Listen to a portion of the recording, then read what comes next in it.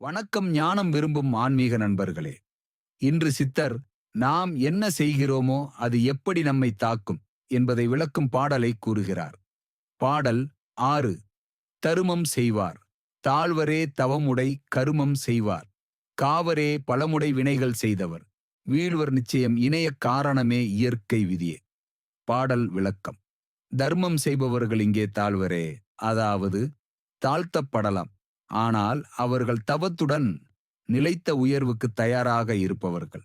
அவர்கள் வாழ்க்கையில் சிரமம் இருந்தாலும் அதிலிருந்து வெளிவரும் யோகத்திற்கு தயாராக இருக்கிறார்கள். தோன்றும் அளவுக்கு பெருமை, செல்வம், பலம் பெற்றவராக இருப்பார்கள். ஆனால் அது தற்காலிக தோற்றம் மட்டுமே.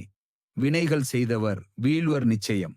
தவறான வினைகளை செய்தவர்கள் எப்படி இருந்தாலும் ஒரு கட்டத்தில் வீழ்ச்சி அனுபவிப்பார்கள். இது வினை விதி, காரணம் விளைவின் எச்சரிக்கையாகும். இணைய காரணமே இயற்கை விதியே. இவையெல்லாம் யார் கட்டமைத்தவை தெரியுமா?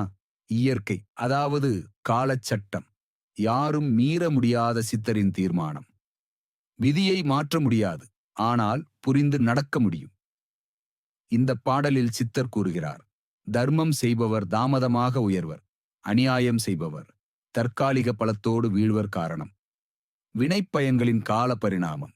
அதுதான் ஜோதிடத்தின் மூல வாக்கியம்.